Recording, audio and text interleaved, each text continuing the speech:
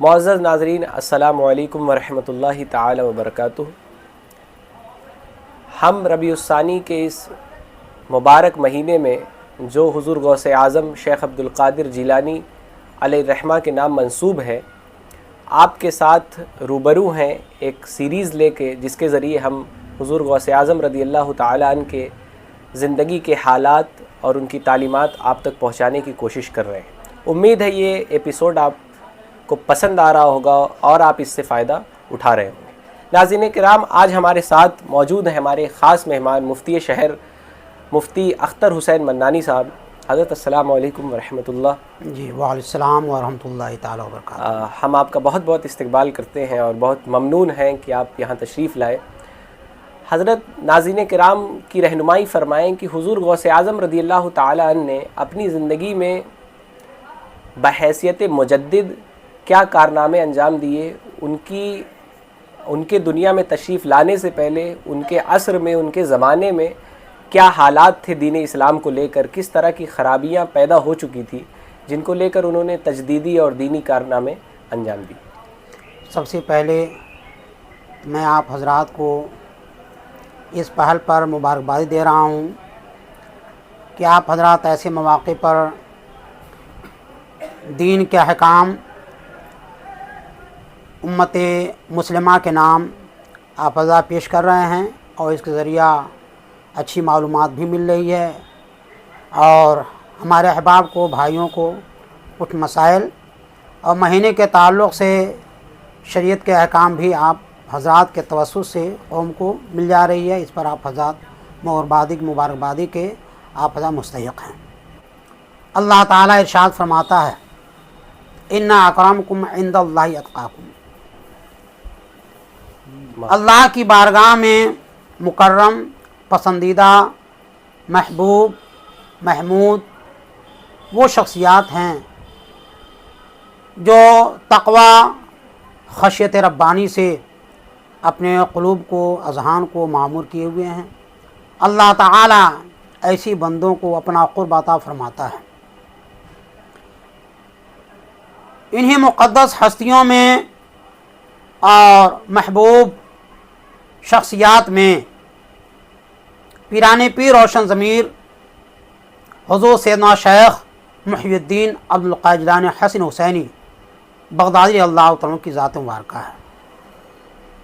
سید سرکار حضرت شاہ فرماتے ہیں، تو حسینی حسنی کیوں نہ محی الدین ہو، اے خضر مجمع بحرین ہے چشمہ تیرا۔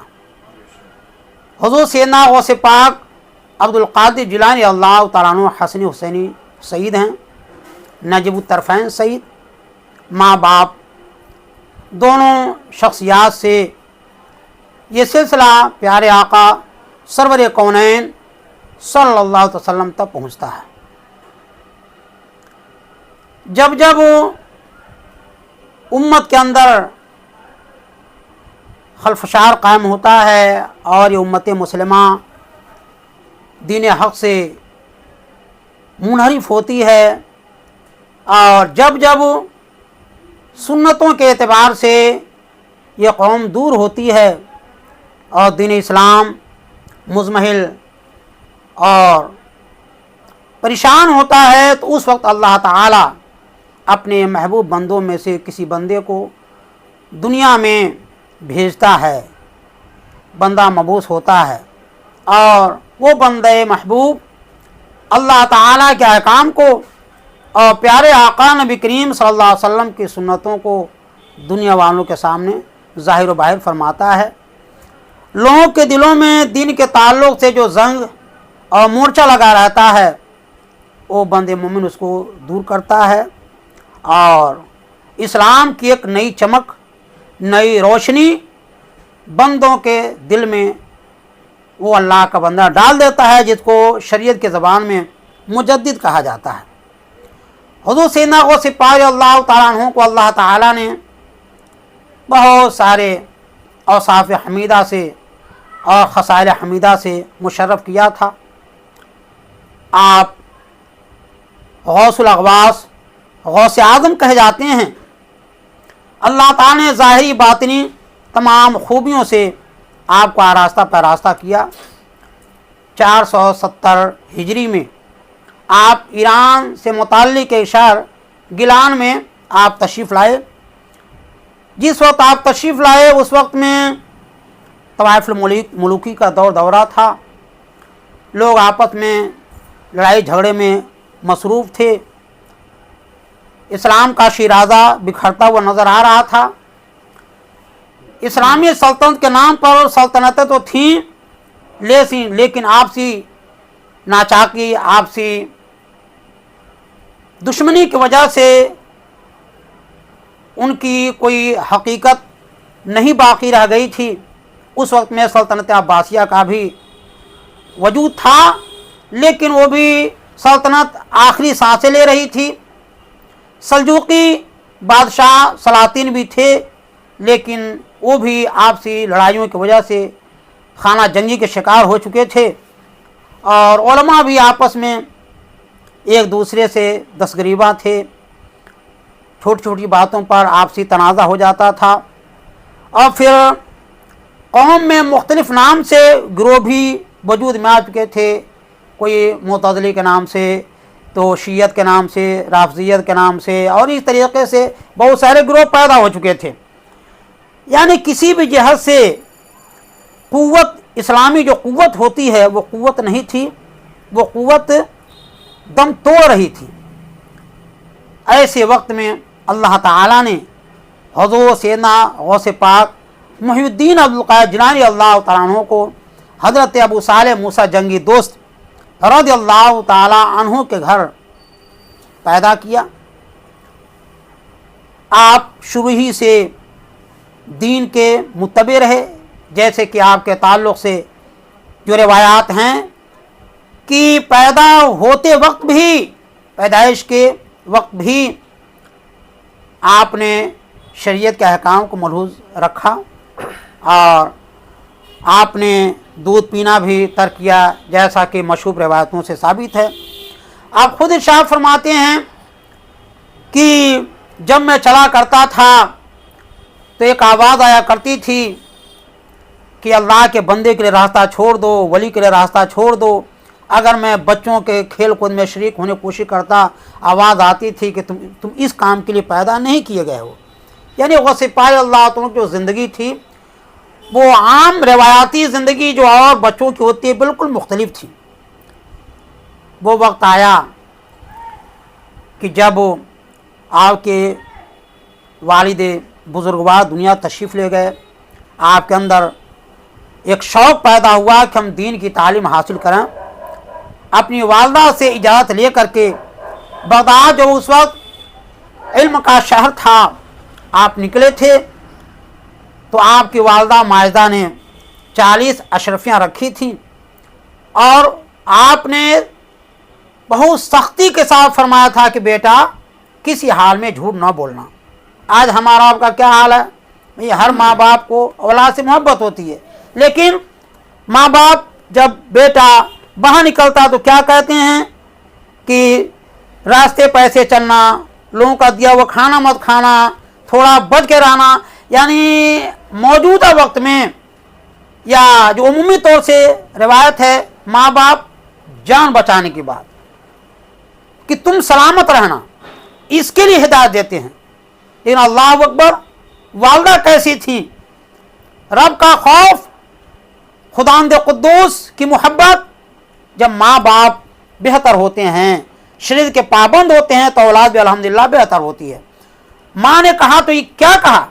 ये कहा कि बेटे किसी हाल में भी झूठ मत बोलना। और मैं बहुत रंजीदी के साथ में, गम व अफसोस के साथ में कि तुम मेरी ज़िंदगी का सहारा थे, लेकिन चूंकि तुमने दीन की बात कही है, रसूलुल्लाह सल्लल्लाहु अलैहि वसल्लम के दीन और शरीयत के सीखने की बात कही है, इसलिए मुझे अपनी फ़िक्र नहीं है, तुम्हारी फ़िक्र है, जान से ज़्यादा ईमान की फ़िक्र है। तुम सच को कभी तर्क मत करना। होता यही है कि जब भी बंदा गुनाह करता है तो झूठ बोलता है, झूठ को छुपाने के लिए झूठ बोलता है। अगर कोई शराब खोरी किया, पूछा गया शराब पिए, कहा नहीं। अगर नमाज छोड़ दिया, अब पूछा गया नमाज पढ़े, तो कहता हाँ। इसी तरीके से कोई गुनाह हुआ, तुमने गुनाह किया, कहा दिया नहीं। یعنی پتہ چلا کہ جھوٹ تمام برائیوں کی جڑ ہے. اگر جھوٹ سے بندہ بچ جائے تو ایٹومیٹک بہت سارے گناہ سے بچ جائے گا, کیونکہ یہ بات ہو جائے گی اللہ تبارک تعالیٰ ہم سے مواخذہ فرمائے, کو سچ ہی بولنا ہے. یہ انہوں نے تنبیہ کی, سبق دیا, اور حضرت سیدنا غوث پاک اللہ تعالیٰ نے اس کو پورا کر کے دکھایا. اور سب سے پہلی کھیپ جو آپ نے تیار کی وہ ان ڈاکوؤں کو جو آپ کے ساتھی تھے, قافلے والے تھے, ان کو لوٹ لیا تھا, لیکن سچ کی یہ برکت تھی, سچ بولنے کی وجہ سے اللہ تعالیٰ ان ڈاکوؤں کے دل میں بھی اپنا خوف پیدا کیا, وہ بھی سچے راستے کے مسافر ہو گئے اور دین کے داعی ہو گئے, رسول اللہ کی سنتوں کے پابند ہو گئے. یہ سب سے پہلی آپ کی اصلاح تھی جو آپ کے ذریعہ ایک جمع غفیر نے, وہ بھی چوروں ڈاکوؤں کی جماعت تھی, حسین غوث پاک اللہ تعالیٰ کے اصلاح کے پیش نظر آپ نے فرما دیا کہ میری والدہ نے مجھ سے یہ عہد لیا تھا بیٹا جھوٹ کبھی نہ بولنا, تو یہ مال دینار درہم بھی کیا بات ہے, میں اپنی والدہ کے اس عہد کو نہیں توڑ سکتا. تو ڈاکوؤں پہ بات اثر کر گئی. جو ان کا سردار کہا کہ میاں صاحبزادے تم اتنی چھوٹی عمر میں تم جھوٹ اس لیے نہیں بولے, پیسہ جائے تو چلا جائے, اشرفی جائے تو چلی جائے, لیکن ماں سے کیا ہوا وعدہ نہ ٹوٹنے پائے. اور ہم لوگ کتنے گناہ گار ہیں, پوری زندگی گزر گئی چوری کرتے ہوئے, ڈاکہ زنی کرتے ہوئے, رزنی کرتے ہوئے, ہم تمہارے ہاتھ پر توبہ کرتے ہیں. محترم حضرات, حسین غوث پاک رضی اللہ تعالیٰ عنہ آپ بغداد شریف گئے. اس واقعے کے ذریعہ ہم کو یہ معلوم ہوا, سبق ملا کہ ہمیں جھوٹ نہیں بولنا چاہیے. اگر ہم غوث پاک اللہ تعالیٰ عنہ سے سچی عقیدہ رکھتے ہیں تو سب سے پہلے تو ہمیں یہ عزم کر لینا چاہیے کہ ہم غوث پاک سے محبت رکھتے ہیں تو جھوٹ نہیں بولیں گے. حضور سیدنا غوث پاک اللہ تعالیٰ عنہ آپ تشریف لے گئے, علم دین آپ حاصل کرتے رہے. پتہ چلا کہ ایک بزرگ ظاہر ہوئے ہیں اور ان کی یہ خوبیاں ہیں, تھوڑی دیر میں ظاہر ہوتے ہیں پھر غائب ہو جاتے ہیں. غالباً غوث زماں ہے وہ. آپ کے اور بھی ساتھی تیار ہوئے کہ چلا جائے ملاقات کرنے کے لیے. پتہ چلا کہ جب راستے میں جانے لگے تو آپ کے دو ساتھی اور تھے. کسی نے کہا میں تو یہ سوال کروں گا کہ وہ چکرا جائیں گے, کسی نے کہا میں تو یہ سوال کروں گا وہ جواب ہی نہیں دے پائیں گے. غوث پاک نے فرمایا نہیں, بزرگوں کی بارگاہ میں اور ان کے تعلق سے ایسا عقیدہ نہیں رکھنا چاہیے. بزرگ جو ہوتے ہیں وہ اللہ کے محبوب بندہ ہوتے ہیں. میں تو اس لیے جا رہا ہوں کہ میں دیکھوں گا کہ وہ کتنا فیض مجھ کو دے رہے ہیں, ان کی ذات سے مجھ کو کتنی برکتیں مل رہی ہیں. اور اس کے بعد خود سیدنا غوث پاک وہاں تشریف لے گئے. وہ بزرگ دیکھتے ہی مچل گئے, سینے سینہ لگایا اور کہا کہ میاں صاحبزادے ہم نے سب کی باتوں کو سماعت کی ہے, تمہارا عقیدہ یہ ہے, یقینا اللہ تعالیٰ تم کو بزرگوں کے صدقے میں تمہارا فضل فرمائے گا. میں دیکھ رہا ہوں کہ تم بغداد کی سرزمین پر جائے مسجد میں کھڑے ہو کر کہہ رہے ہو قدمی حاضر علی رغبت کل ولی اللہ, میرا یہ قدم دنیا کے تمام اللہ والوں کی گردن پر ہے.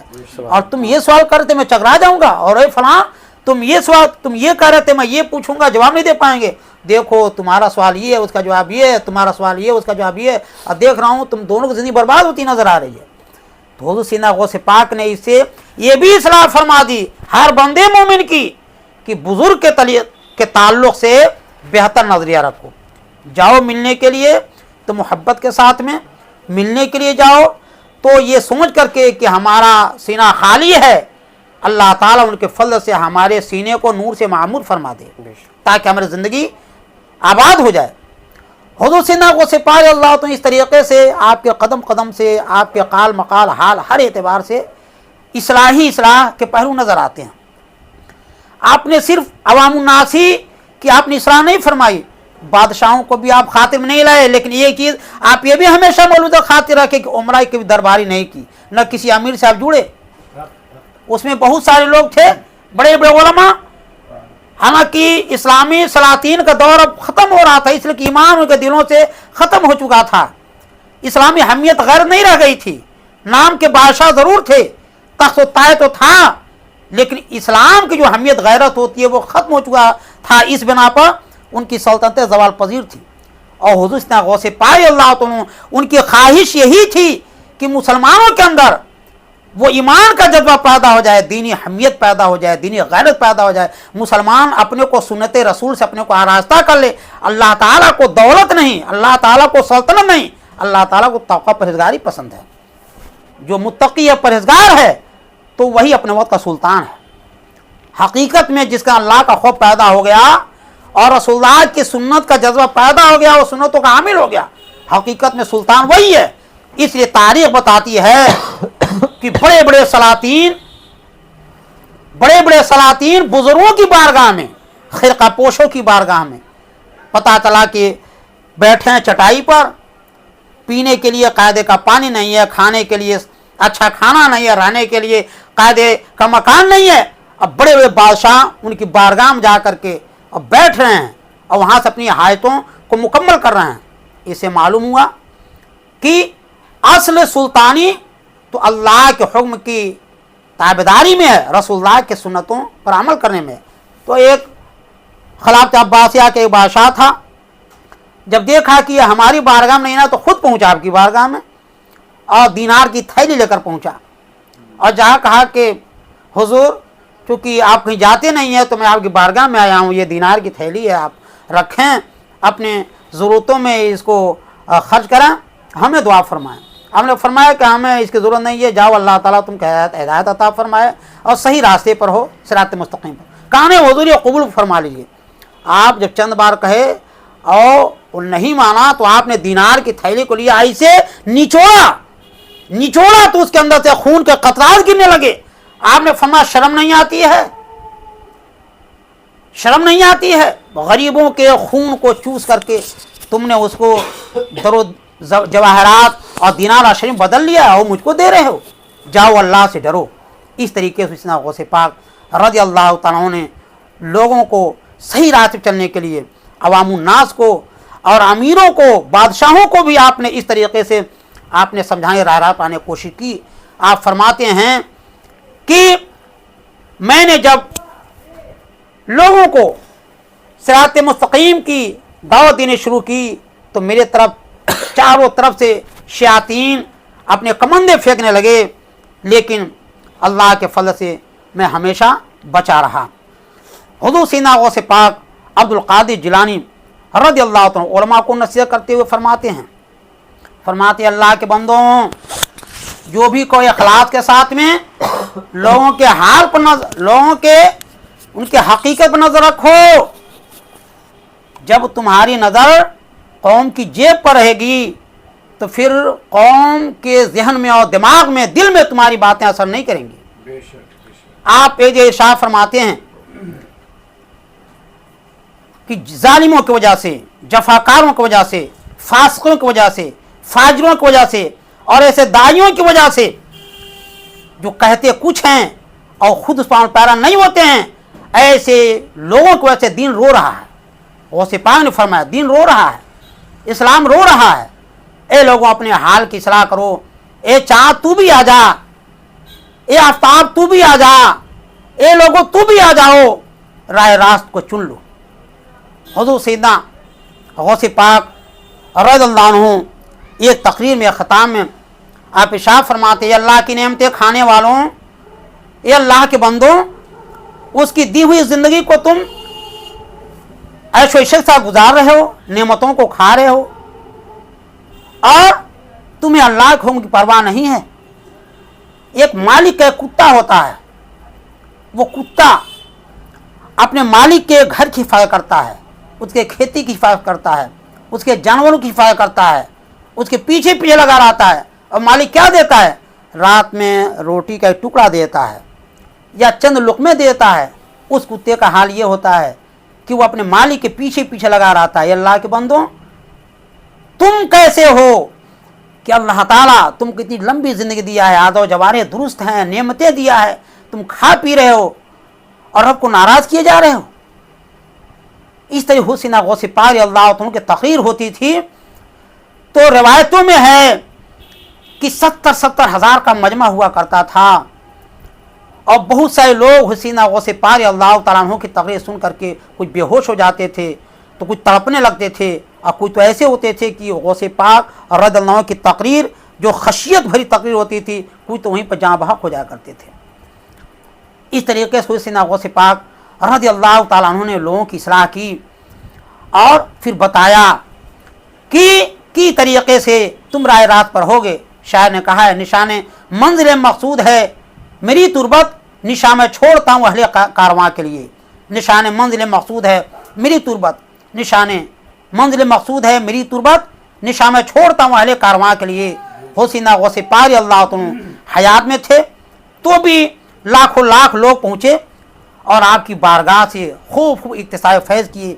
आपने खुद इरशाद फरमाए, कई हज़ार लोग यहूद व नसारा मेरे हाथ पर आ करके इस्लाम कबूल किए और लाखों की तादाद में लोग गुनाहों से तौबा किए, फासिक फाजिर जानी डाकू इस तरीके से आ करके मेरे हाथ पर तौबा किए। पता चला हुज़ूर सीना गौसे पार अल्लाह तआला की ज़िंदगी जब आप ज़ाहरी हयात में थे तो भी माशाअल्लाह थी, और आज आप ज़ाहिर नज़रों से पोशीदा हैं तो भी लाखों लोग आपकी बारगाह से इक्तिसाब फैज़ कर रहे हैं और राह हक़ मतलाशी सिरात मुस्तकीम पर आ रहे हैं। मोहतरम हज़रात, उस वक्त भी वक्तन फ़वक्तन इस तरह से हुआ है, लोग खाना जंगी के शिकार रहे और खाना जंगी का शिकार होने की वजह से इस्लाम को बहुत नुकसान पहुँचा। हुज़ूर सीना गौसे पाक रज़ियल्लाहु अन्हु के ज़माने में भी तवाइफ़ुल मुलूकी की वजह से, आपसी मेल मोहब्बत न होने की वजह से इस्लाम को बड़ा नुकसान पहुँचा था, और जब जब ऐसा होगा तब तक इस्लाम को नुकसान उठाना पड़ेगा। लेकिन ये दीन आखिरी दीन है, ये दीन क़यामत तक ये रहेगा। इस्लाम आखिरी दीन है और रसूल पाक सल्लल्लाहु अलैहि वसल्लम की रिसालत, नबूवत और ये उम्मती, अब इसके बाद में कोई ना उम्मती, किसी नबी का कोई उम्मती आने वाला है और ना आपके बाद कोई नबी आने वाला, आप आखिर नबी हैं, आखिर रसूल हैं। बस ये है कि उनके दीन के जो अहकाम हैं उनके उलमा आखिर वक्त तक मसाइल बताते रहेंगे, कुरान करीम की तिलावत करते रहेंगे और सुन्नत नबविया को पेश करते रहेंगे। जब तक यह कौम आमिल रहेगी तब तक इस्लाम को भी ताकत मिलेगी और ये कौम मुस्लिम सुरखरुई के साथ में ज़िंदगी गुजारेगी, और जब ये चीज़ें नहीं होंगी तो फिर रुसवाई और ज़िल्लत का सामना करना पड़ेगा। अल्लाह ताला हमें हुज़ूर सीना गौसे पाक अब्दुल कादिर जिलानी अल्लाह तआला के फरमुदात आलिया पर अमल की तौफीक अता फरमाए और आपके हयात तय्यबा को हमारे मशहूर बनाए।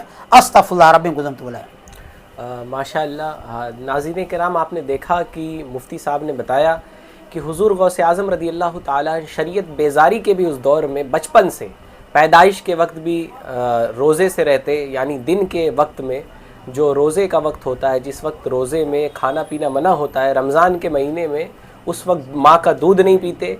18 साल की उम्र में जब तालीम के लिए सफ़र किया तो किस तरह से झूठ से इज्तिनाब करते हुए डाकुओं के एक ज़म्मे गफ़ीर को, जिसकी वजह से डाकुओं का ज़म्मे गफ़ीर एक जमात दीन इस्लाम के दामन में दाखिल हुई।